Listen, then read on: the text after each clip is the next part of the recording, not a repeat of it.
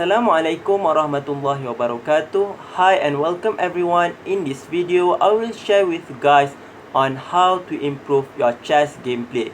But before that, let me introduce myself. My name is Fudail bin Muhammad Nasir from CSD1012 Chess Group 1 PPKI. The purpose of this video is to share with you guys on several aggressive chess opening that powerful and impactful to trap the opponent and also easily checkmate the king. But first of all, the important to know in a chess game, there are three phases. The first one is the opening, second is the middle game, and third is the end game. I will focus on opening gameplay. As you all know, in the opening, there are varieties of it which make it chess beautiful. A good opening will provide a better protection of the king, control over an area of the board, particularly the center, and also greater mobility for the pieces and possibly to capture opposing pawns and pieces. Common openings in a chess game is like Queen's Gambit, Sicilian defense, Carohan defense, French defense, and Italian game. But this all is a boring one. Therefore, let's take a look on aggressive openings in chess that I prepared. The first opening is a perk defense opening. This opening is for black when white place the king's pawn to the e4 position. The black will reply with the opening of the queen's pawn to the d6 position. Next, the white will move the pawn to the d4 and the black will move the knight to the f6 position to eat the e4 pawn. This is a basic or mainline structure for a perk defense. Next, in order to protect the e4 pawn, the white will move the knight to the c3 and the black will open space for a queen by moving the pawn to the c6. So then the queen can ping the king and develop a trap for the d4 pawn. Next, the white will protect the d4 pawn and the queen will pin the king. White will then move the bishop to the d3 and the black move the pawn to the e5. Next, the white move the bishop to the d2, which will be a dangerous for pawn if the knight on the c3 is open. So the queen go back to the c7 position, which in this position, queen strengthen the central position of the black pawn. Next, the white is castling and the black bishop will move to the e7 and allow the king to castling. So white will move the pawn to the h3 in order to avoid the threats from the bishop. So in this position, the black protect the king and also it can develop an attacking strategy in the queen side.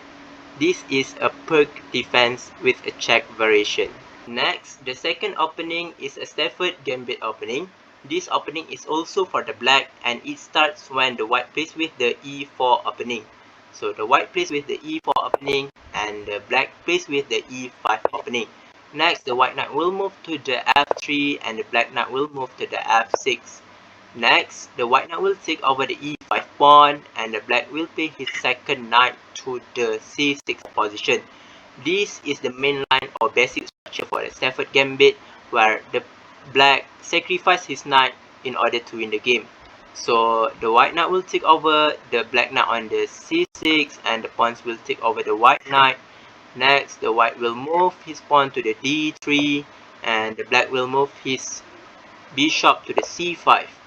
Next, the white will move his bishop to the e2 in order to king for castling, and the black aware this and move on to the h5.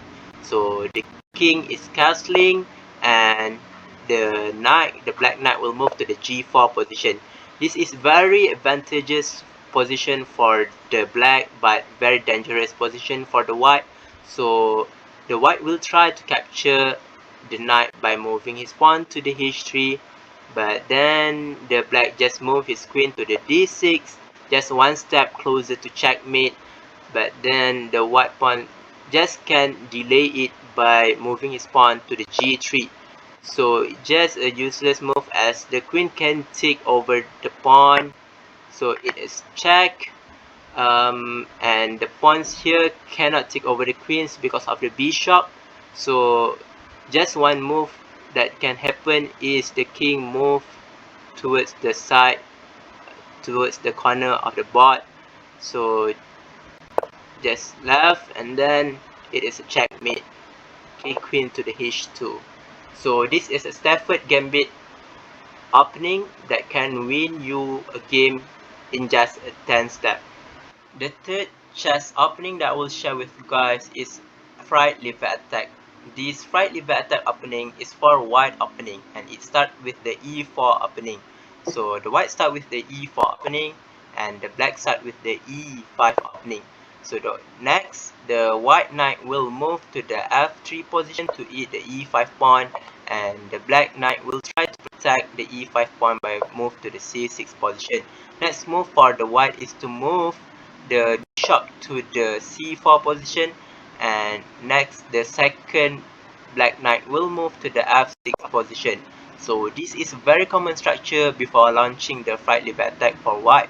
So next move for the white is to move the white knight to the g5 position and try to pressure and to attack this f7 pawn, which if the knight take over this pawn, it can capture the rook or the queen. So the best move for black right now is to block the bishop to the d5, and then the white just take over it, and the mistake or blunder for the black to take the d5 white pawn. So right now what white needs to do is just to take the f7 pawn and try to capture either the rook or the queen.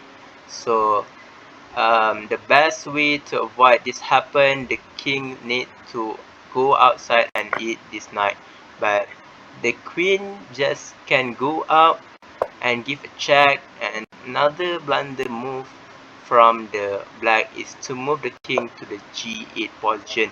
So these opportunities better not to be wasted, and the white bishop will just take over the white knight and give a check.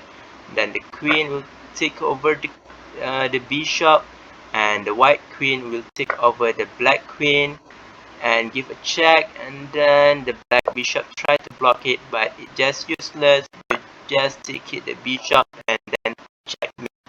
So this is a fried liver attack. It is very exciting, very aggressive, and in just a 10 step you can finish the game with a checkmate. So that's all for 3 openings. Very aggressive, very interesting, very exciting. So I hope you guys can apply it. Thank you. To sum up, there are things you need to do and don'ts on your chess opening. The first thing you need to do is to develop the pieces, especially the knights and bishop, on useful squares where they will have an optimal impact on a game. Second, keep the king safe from any dangerous possibilities. Third, keep a nice balance of attack, defense, structure to optimize opportunities in a game. The don'ts on your chess opening is to do not waste any move by making moves that have no points, or giving check or sacrifice without a good reason.